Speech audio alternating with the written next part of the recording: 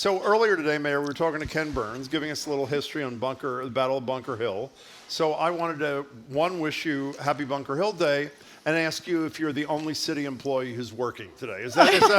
Are you? Well, same to you. Happy Bunker Hill Day Thank to you. all. Yeah. 250 years That's right. of Boston standing up for what we believe in and our community here. So it was, I don't remember when, I mean, at least probably almost a decade ago that Bunker Hill Day was removed as an official city isn't? holiday. I didn't know that. my goodness. The kids are in school right now. Everybody's working. So. Horrible. Jim, One of the great moments. how did we miss that? When there was an attempt to get rid of Bunker Hill Day and one of those other things, I can't remember what it was, Jack Hart, who was a state senator, who you may recall, is from Boston, said, what are they going to come for next? Thanksgiving? Christmas? In any case, Mayor Wu, it's really good to see you. Thanks for being here. Nice to see you. So, Mayor, you have been, I would say, in the crosshairs of some people in the ICE administration, the ICE immigration people for quite some time. I'm going to play a clip from the U.S. Attorney from Massachusetts, Leah Foley, who called you out for your statements about ICE actions. Here it is. Boston's Mayor Michelle Wu made reckless and inflammatory statements regarding enforcement efforts made by federal immigration authorities across the Commonwealth. Referring to federal agents as, quote, secret police is offensive. There are no secret police. So you responded to her criticisms. What'd you say? Look, I stand by my statements because I was just saying what Bostonians are seeing with their own eyes. We've seen the video. Too many communities have seen it happen right in their own neighborhoods where masked individuals who are not wearing badges openly or identification are coming in unmarked vehicles, jumping out, snatching people off the streets, and then not telling their loved ones who are standing there asking why they're taking them, where they're taking them, how to contact anyone afterwards. I mean, it's not a question of facts. This is what is documented to be happening all across the country at this point, including property damage, smashing car windows to drag people out without telling them why if they have a warrant and often don't have a warrant and why they are taking them. So, I'm just stating that these tactics are the opposite of what makes communities safer. And no one's buying that line that we're just here to help make everyone safer. We know what safety looks like in the city of Boston. We are the safest major city in the country. And that's because our officers and our community members have strong relationships and collaboration. Our officers are in very difficult situations every day too. I speak with their families and they worry as well about the safety of their loved ones as they're called 24 hours a day into very tough situations, and they don't routinely wear masks. They wear body cameras that document everything that's happening. They are identified. They are sharing afterwards who was arrested and why. So we've been asking the same of ICE and have submitted our Freedom of Information Act requests last Friday in order to get that information. And they have now since said that they intend to comply. So I hope to see that actually happen in action and not just words as well, because how can it be in a country of laws and in a democracy, how can it be up for discussion whether we should have information on who has been arrested, for what reason, and where they're being held? Do you feel powerless in some way? We had the Attorney General here, 3-4 weeks ago, talking about how I'm putting out a kit, which she did subsequently put out, what your rights are, what are the rights if you're an observer of ICE snatching somebody. But she basically said, I'm putting words in her mouth, but I think it's fair, there's only so much one can do about the feds doing what they do. Do you feel powerless except for your bully pulpit in this situation, Mayor? So there's a lot of what's happening is outside of anyone else's control except for the federal government and the administration. And this is why elections have consequences, and we're seeing those consequences right now. However, even the federal government is bound by our laws. And the problem here is not that cities disagree politically with a person who was elected and therefore we want to override what they're doing and obstruct them or prevent them from doing what is within their jurisdiction to do. It's actually that we're not sure if they're even following the Constitution, civil rights, human rights, basic laws, and they're not doing anything to try to prove that they are. And so we do need to call out what is happening when there are what seem like clear violations of all of the things that I just mentioned, and to use the powers that we do have, right? The Freedom of Information Act applies to everyone in government, that there are clear standards for what we have to be transparent about. So we have moved forward with what we can do within our jurisdiction, and we're doing everything that we can to protect Boston and to continue to stand strong. Before we get to the calls, 877-301-8970 and text. Your primary challenger yesterday, Josh Kraft, had a press conference in which he talked about White Stadium and its cost, and he said I'm paraphrasing, the recent figures that the city is putting out roughly in the $100 million range, the city's share, that he had spoken to sources within City Hall, which he would not identify, that suggested the city's share could go as high as at least $170 million. Again, he wouldn't say what the source was, except inside your administration. And the Globe wrote this morning, last night, the Woo campaign did not refute the $170 million figure to the Globe. Do you refute the $170 million figure? Yes, I do. And just to be clear, and we tried to explain this to them afterwards too, and it didn't go well. But I had said, we don't know where these numbers are coming from. They're not the numbers and it's not the process. So let me just sort of give a quick overview of the process and then how I feel about this particular situation in terms of pulling something out and then claiming that it is reality and sort of fear-mongering with it. The city does lots of projects all over the place, and it's part of delivering services to our residents that we are redeveloping libraries and fixing a fire station, for example, recently in Dorchester, by building a new one when the old one was not fit for our firefighters to be using on a daily basis. Community centers, schools. So there's a professionalized operation of how these projects happen. And there's a set flow of how you come up with the thing that needs to be built or renovated. You have a very, very early initial look at what the capital budget might need to include, at least for the design of it. And then there's a design process that gets community feedback on what community members actually want to see, that then results in a more detailed design where you can get an actual cost estimate based on the square footage and the shapes of the buildings that are needed. And then, so all of that is part of schematic design. And then there's design development, which takes that set concept and really breaks it down into, okay, well, what would this mean for the wiring and what needs to, the cross sections of all the different areas to get it so that we could then move into construction plans, construction documents, which then get bid out for the contractors to actually do the work. So the budget as it stands goes through those early estimates, which there was about $50 million just reserved when it was, okay, if we want to build a strength and conditioning space and have the track and the field and this and that redone, $50 million would be a very big boxy building there. Went out to the community, people said, this is a historic park. You can't have a big boxy structure there. It should be in line with the views that Olmsted intended, and so then it got broken down into multiple slimmer, smaller buildings to accommodate all that space, and that's where the $91 million construction estimate was.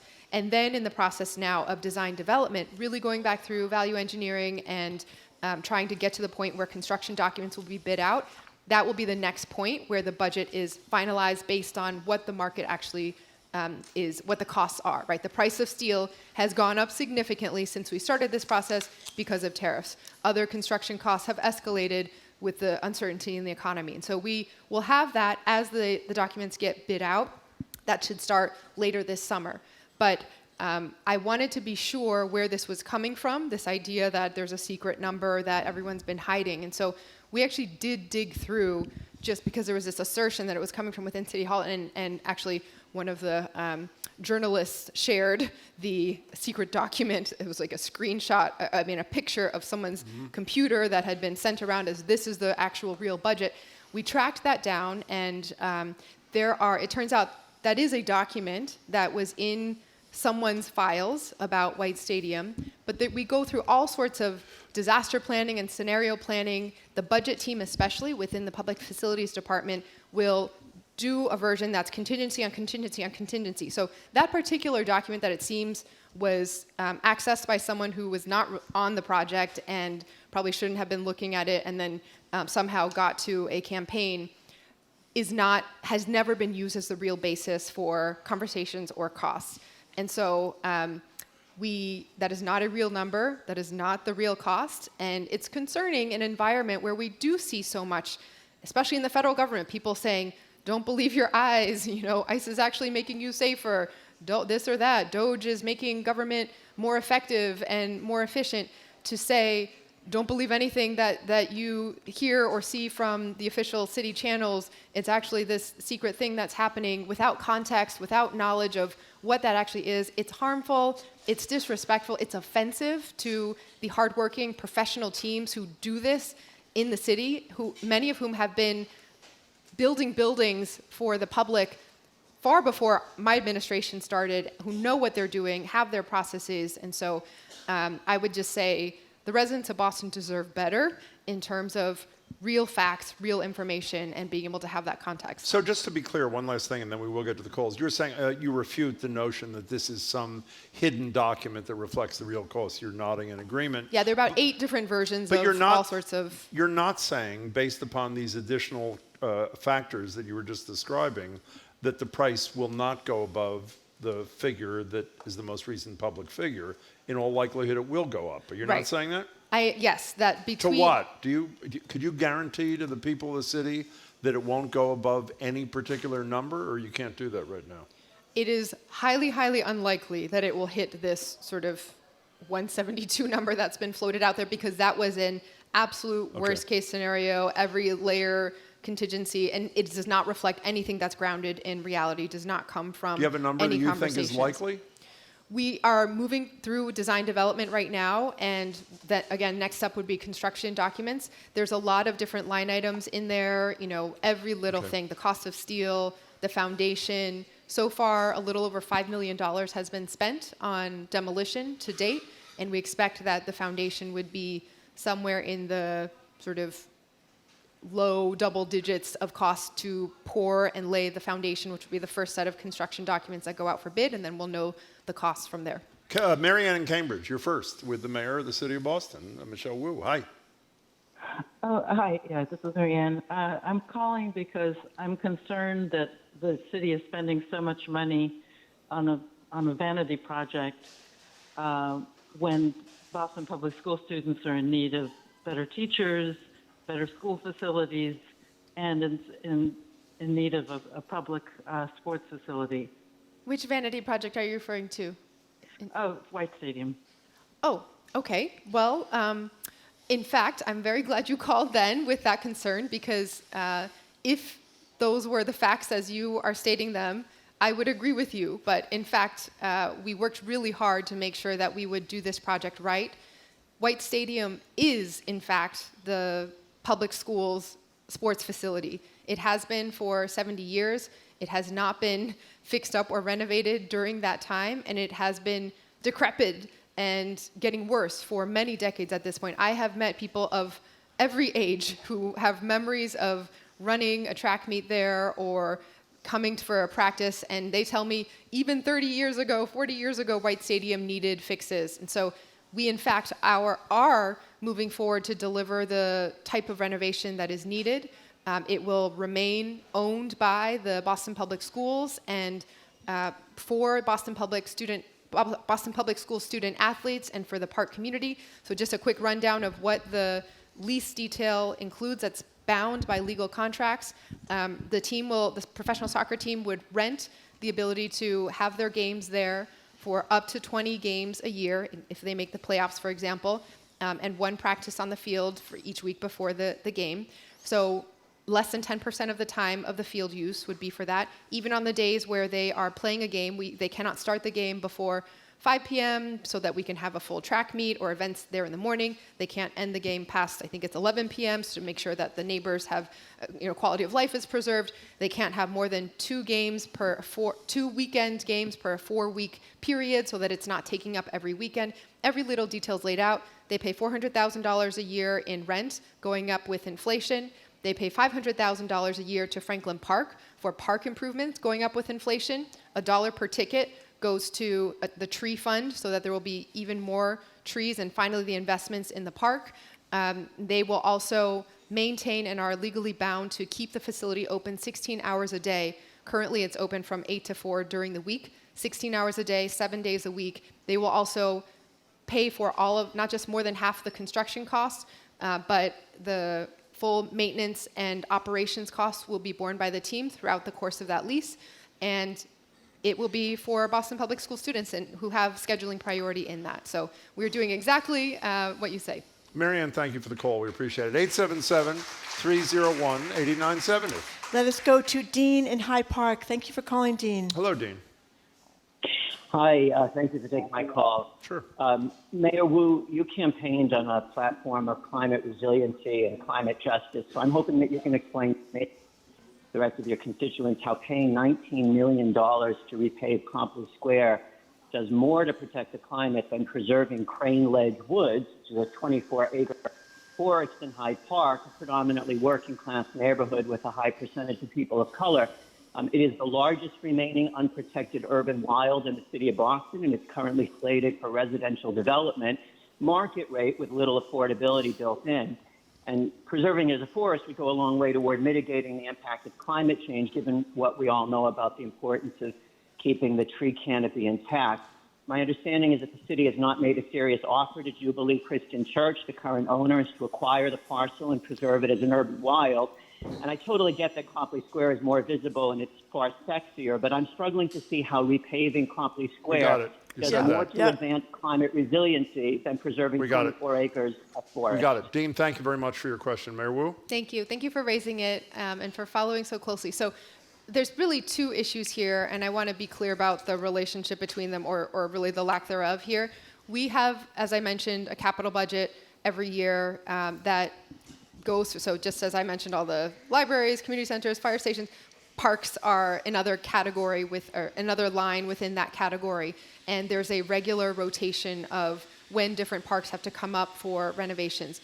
Copley Square had been in the plans for many, many years and had been slated for some major investments for the first time in decades. We had heard that the grass part was constantly muddy, that there was different needs with the farmers market and other events. We had feedback from the church, from neighbors, from everyone. There was a 2-year process to talk about it.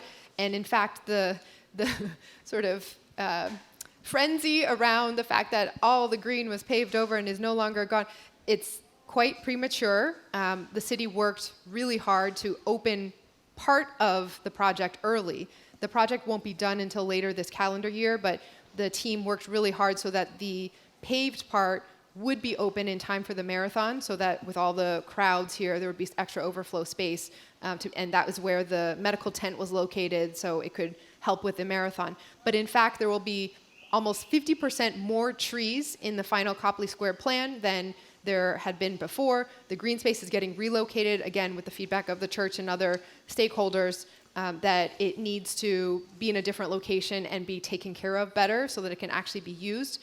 And the trees are all being preserved that are there now, but the number 1 cause of tree mortality in cities is their roots getting trampled and the soil getting compacted around their roots. So the trees are being preserved there's a little sort of raised platform above them, so that will keep them healthy. So there will be a grove there that's protected at the root area. The plantings can't go in until the weather's the right temperature, so that's why it couldn't be done in time for March anyway, but you'll see the full Copley Plaza by the end of this calendar year. On Crane Ledge Woods, again, it's not an either or. The city does have an open space acquisition fund. There's something like $5 million in it for the next 3 years, and we made as much of an offer as was feasible for the city at the moment. We also had worked to provide and even redraw designs that would be able to do both, have housing there, have the density, have the wealth building for the property owners there in the church, an incredible staple of the community, and also preserve the key parts of the urban wilds there. The church had said they weren't interested, and they were locked into a contract where they have to move forward with what they have. We had a recent meeting that the city and the church and everyone were part of, and it was asked again for the church, will you sell the property to the city? And they said no, they were not interested. And people pressed, the community members pressed, well, just throw out a figure, put out a number that you would be willing to sell for. And they said, $100 million, right? So that's just not within the scope of the city's budget, but really it reflects that they have stated repeatedly that they are not interested in selling their private property at this point. So we'll continue to try to engage on how to protect the key parts of the urban wilds there. But this is a private property owner who has the right to do what they're doing, and we're here at the city to try to assist however we can. Dean, thanks for the call. We appreciate it. You know, there's been a lot of talk. The Trump administration, does not want foreign students, and making it very difficult for foreign students to come to schools in the United States. And we have BU, BC, Northeastern, Harvard over in Cambridge, all these schools in Boston. What could this mean to? How much could this hurt Boston's economy if these students aren't here anymore?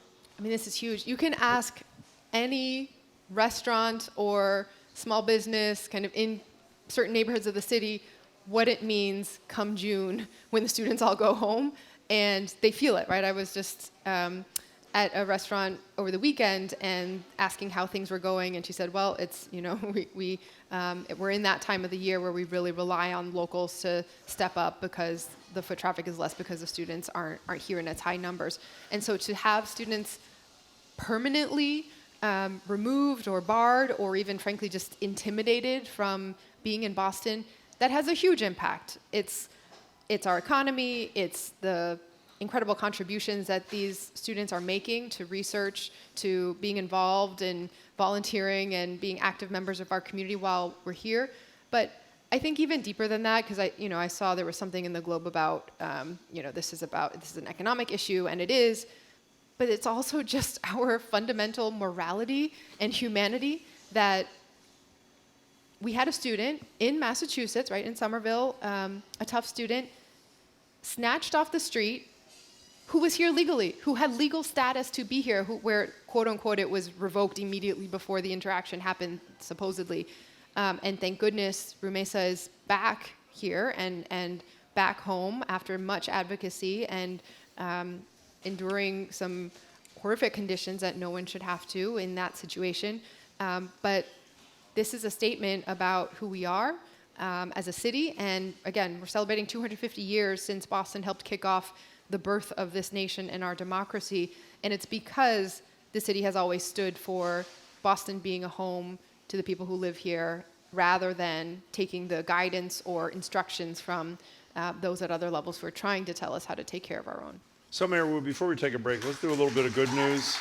Late night food trucks. I like late, I like night, and I like food trucks. So it's like a perfect combo. What's going on? Okay, I want to make sure to get the locations accurately as well. But this is a really exciting one for me because my very first project working for Mayor Menino 15 years ago was to help rewrite the laws in Boston so that we could actually have food trucks in the city. At that time, there were very archaic hawkers and peddlers licenses that meant that you could not have anything resembling a food truck. And so we had launched the Food Truck Challenge back in the day, and in the years since then, this has really become, in some ways, a standalone industry with great jobs, but also one very connected to the brick and mortar restaurant industry. Multiple brick and mortar restaurants now have come out of concepts that started in a food truck. You can do it more affordably. And then you can also get options, fresh, healthy options out to different neighborhoods very quickly as well as we're adding more liquor licenses and working on more restaurants too.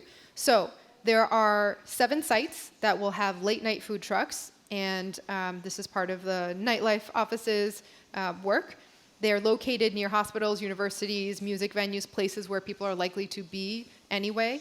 And so the sites are Stewart Street near the Theater District, Ipswich Street and Fenway, Life Street near the Roadrunner, Harrison Ave near Boston Medical Center, Faneuil Hall, Boylston and Clarendon, and Opera Place at Northeastern. So there was a lottery that any food truck operator who was interested could lottery to get a spot, and we will be announcing who was selected in that lottery in the coming weeks. What does late mean? I think it is until 2 a.m. I will, really? Maybe my team can. We're checking. Varies by location. Okay, I'm sure it's all up on the website. So Okay, people and can check how it do out. people find these locations, and how will they identify what trucks are where once they're chosen? Where do they go? You go to the City of Boston website. All of that will be posted, but we'll do a big announcement once the lottery winners are chosen with all the information. Great. Okay. What are our presents today, Mayor Wu? You What are our always come presents? bearing Okay. gifts very nicely. So these are swag from Pride Oh, over the weekend. excellent. Thank you. From our, so water bottles and, again, I said one of these is broken, which we're going to bring a new one. So you'll have to rock, paper, scissors for very this sad. one. Jim has said that you can have this, Margie. Yeah, thank you very much. Thank you very much. I So love we this. had a great day. It was the combination of the No Kings demonstration as well as Pride, Bunker Hill the day after. So many people came out even in the rain, and it was peaceful, joyful, and only how Boston can do it with all the right signs and a lot of energy to say we are who we are, and we're proud of that. You know, before we get back to the Coles, the dark side of this weekend was what happened, one of the many things, what happened in Minnesota, obviously, with the execution of this legislator and her husband, the shooting of another legislator and her husband, and all the stories surrounding it. I'm sure you didn't need to read the stories, say the political violence is on the increase. Josh Shapiro had part of his house burnt down in Pennsylvania. Obviously, Trump himself was shot in Butler, Pennsylvania, another attempt later. How worried are you as an elected official about political violence? Do you take special precautions in the wake of things like what happened in Minnesota? What's the deal? I mean, I try not to think about it too much because this is a really ugly moment that we are all living through that is directly being made worse by the person who is in the White House right now and the kind of drive to demonize and sow division and hate and fear everywhere. I feel very grateful that outside my home there's a police car station 24 hours a day. On the days that some kinds of death threats or other things come in, the commissioner will send sometimes a second car just to be there. I don't usually ask why or what the specific thing that triggered it was. There have been more two-car days in recent days, but I think the reality across the country for so many in more visible positions, whether it is in politics or a different kind of area, it's just the frustration and the pain and stress that so many families are feeling is very real in terms of how far some of our policies have gotten to actually delivering the relief that people need in their lives, right? Grocery prices going up, housing costs going up. It feels like you could do everything right and still it is so hard. And then there is a layer of, instead of disagreeing and finding ways through civil dialogue to come up with solutions, it's just attacks. It's just, billionaire money that goes to fund certain kinds of rhetoric, tearing down communities, and especially when it comes to cities, even just, going back to the ICE conversation, now that there's this narrative that ICE has to be sent in to take care of the largest cities because they're rampant and overrun with crime, and the statistics show that violence and crime is falling in major cities all across the country. Boston has had one of the biggest drops recorded, and we're at the lowest point in our city's recorded history of homicides and gun violence. But it's not, this is coming from people who don't live in these communities. If you look around Boston, if you were at Pride, just yesterday we were on City Hall Plaza celebrating we'd invited in all of the Boston residents who completed the Boston Marathon to hang out together. We had our youth sports champions celebration where every team that won a Mayor's Cup over the last year or a state or national championship came in. There are restaurants that are happening, shows, museums for free for our children, summer programs, senior program. Amazing, wonderful things are happening in Boston and in cities everywhere. And yet the narrative can be, when all you see when you turn on your TV and you don't necessarily live in certain communities, is that people are horrible and things are going in the wrong direction and everything is burning down, combined with the free flow of firearms and guns in far too many communities, that's a recipe for what we're seeing now. And so we are safe in Boston because we have some of the strongest gun laws in the country in Massachusetts, and they are enforced. We have relationships and a different approach with our public safety officials and community members, and we fundamentally will not back down from safety and community being about belonging and connection. Thank you. Mary, we asked you about this before, but this woman that was fired from her job at City Hall after this controversy about a domestic violence arrest, she claims that she got fired because you wanted to cover up an election year scandal, and now the city's Department of Human Resources has launched this investigation into what happened with Shiguni Duwu, one of your top aides. What's the latest? And we were talking this morning. He could have just said he was there at the beginning of this and had seen this woman at this restaurant bar at the beginning of this. So what's the latest on this?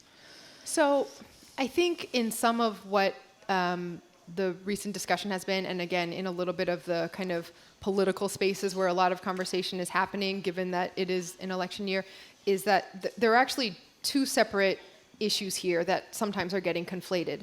There was a situation that happened late at night with an interaction when Boston police were called. And the police report and the internal review that was done to confirm or refute different parts of what was brought up in the police report show that former city employees invoked their city official status, that they worked for the city, to try to get out of consequences, that there was harm perpetuated on physical force used on a police officer. Yep. There were other things that happened that rose to the level of not matching the standards for employment as a city worker. And that's that. Now there's a separate question of whether there was a different situation that may have happened earlier in the evening. It doesn't erase the things that did happen that were clearly part of the decision-making for standards for our city workforce. But whenever there's any new information received, any new allegations of employee misconduct, the city always, again, as a major employer, has processes in place to go through and to conduct investigations. At no point in the internal review about what happened that night were there allegations of misconduct about a different, other employee raised.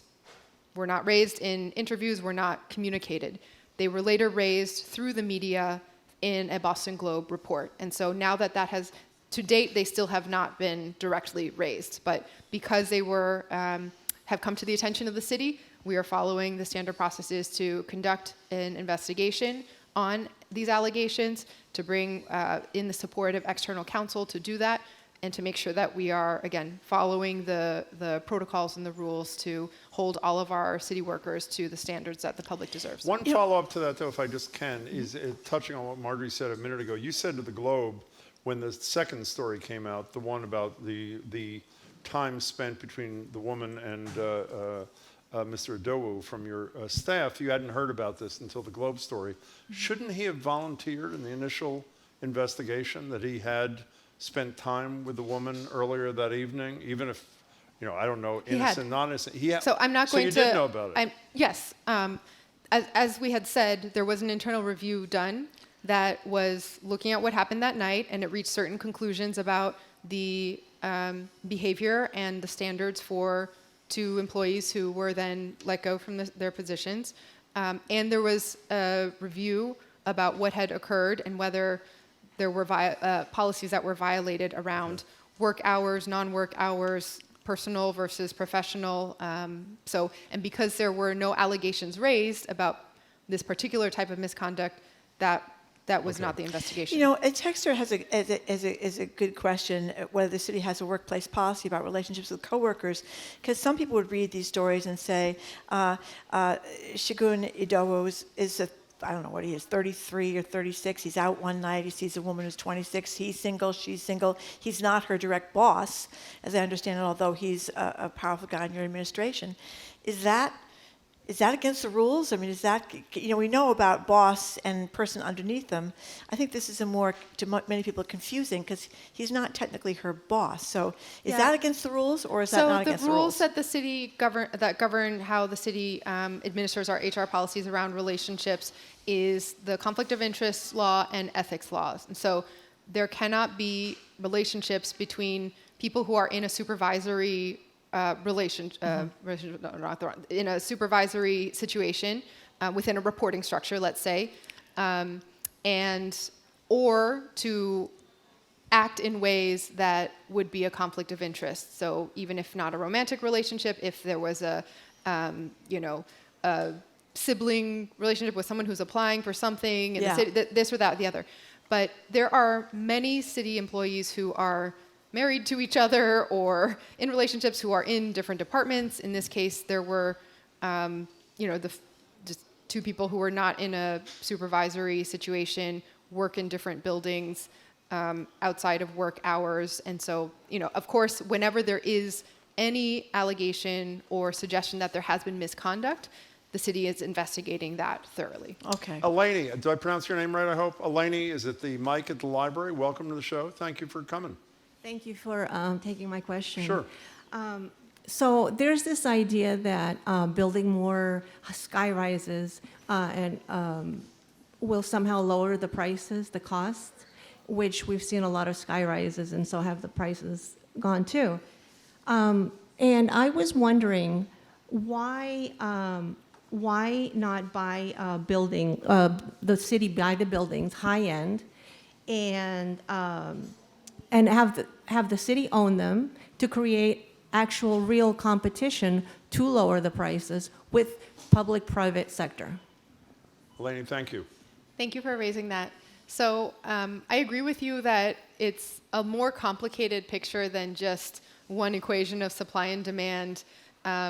We certainly need more housing, and Boston has among the highest housing costs in the country, as does Massachusetts. And whereas Boston has been actually meeting and exceeding many of our housing production goals over the last decade, we are often a bright spot among many other communities in the area who may not be producing as much housing according to the scale that's possible. And so, I'm part of the Metro Mayors Association. There's a lot of conversations in this area about what our collective housing goals should be and how everyone should be contributing to them. Because the reality is that even if Boston were to produce a whole lot more housing here, as long as we're still in an ecosystem where people can travel and live in where the surrounding areas are not doing the same, or where funding can flow from all around the world to immediately invest in these properties, it can take a whole bigger scale of new housing production to actually see the same kinds of shifts in costs coming down than, for example, in some other parts of the country. We still need to do everything we can so that more people who want to live in Boston, can do so affordably. The city does not have the budget to be able to buy up, high-end properties. And there's also, theoretically, if we could be able to do that if we could somehow then profit off of them.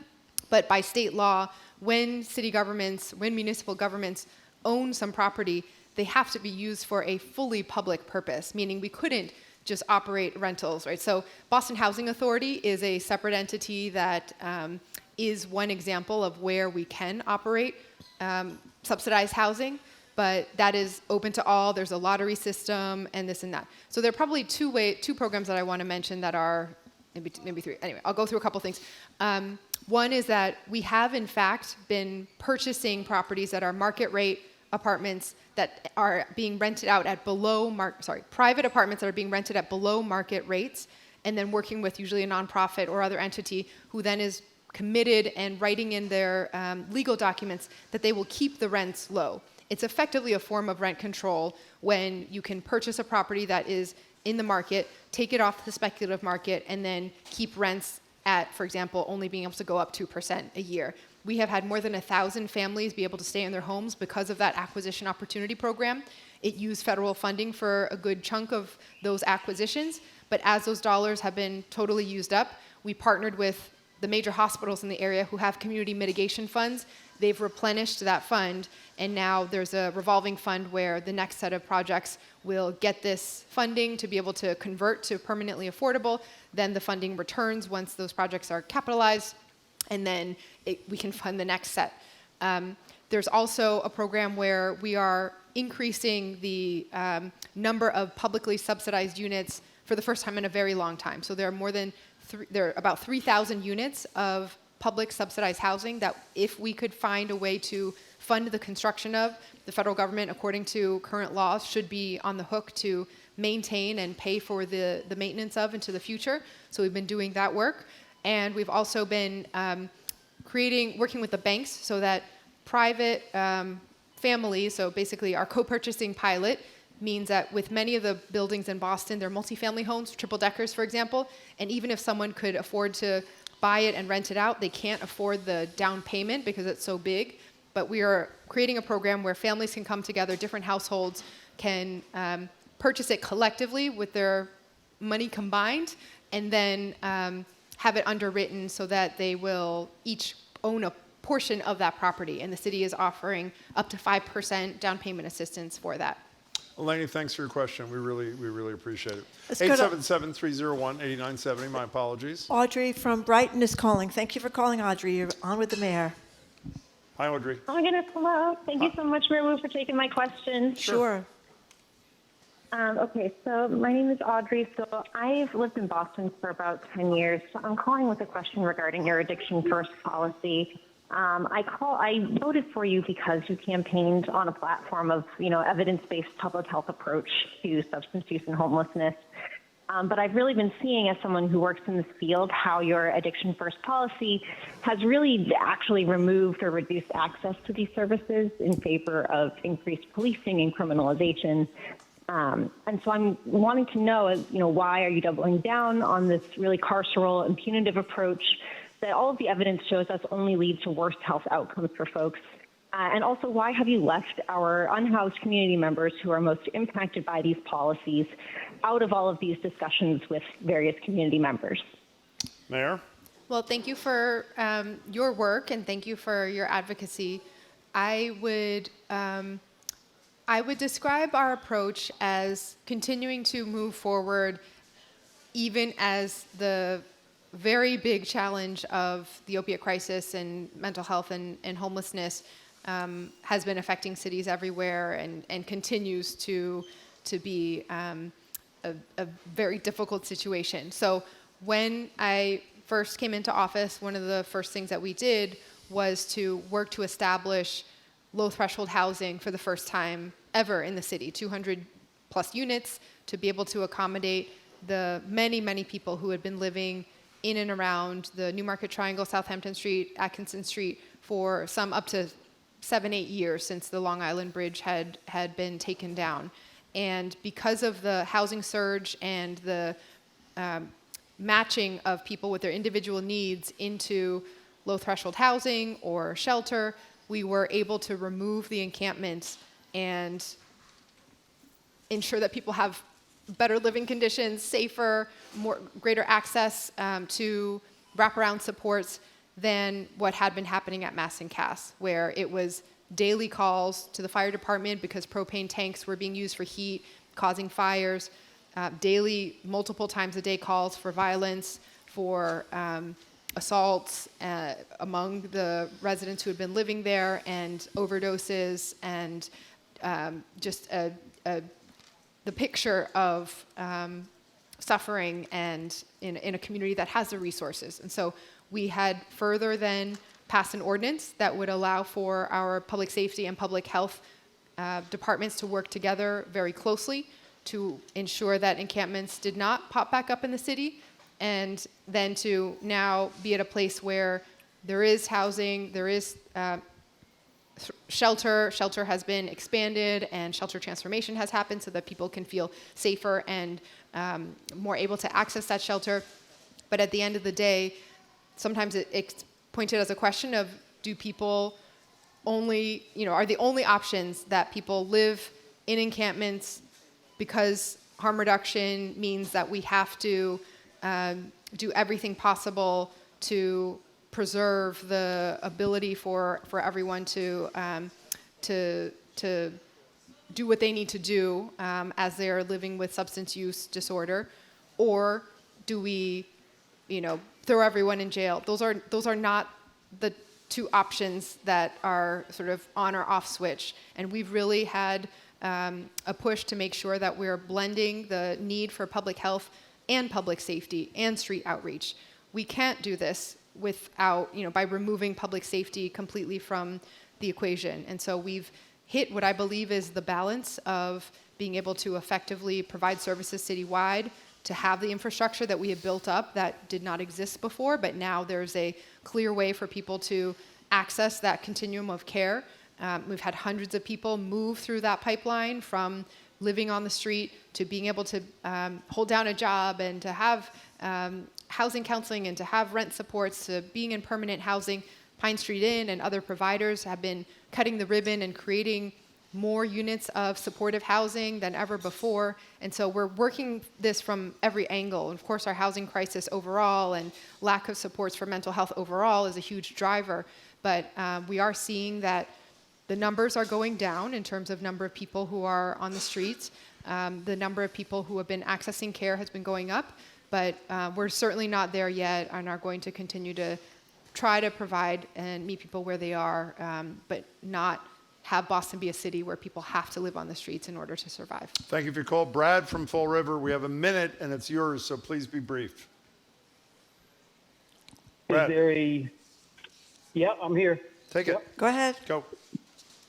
Is there a veterans tax credit initiative on the plan or on the books down the road sometime this year for veterans who say make $50,000 or less in the state of Massachusetts? And is there also a veterans job fair for veterans in and around Boston?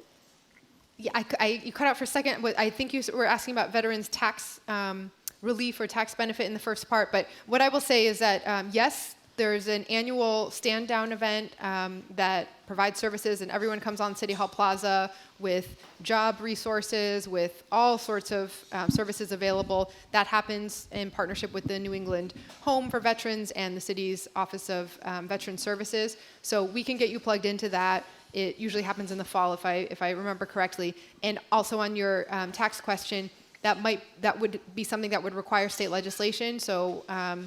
But I think the city actually opted into a housing preference for veterans recently. So if you call the office, we will stay on, we'll get your information, we'll get you plugged into all the resources. Brad, don't go away. A producer will get your contact information, and the mayor's office will reach out to you. Mayor Wu, it's good to see you as always. Thanks so much for your Thank you for time. having Thank me. you very much. We missed maybe Mia being here, but that's okay. She's here. She's here somewhere. Okay, there she is. Okay, thank you very much, Mayor Wu, for coming in. We much appreciate it.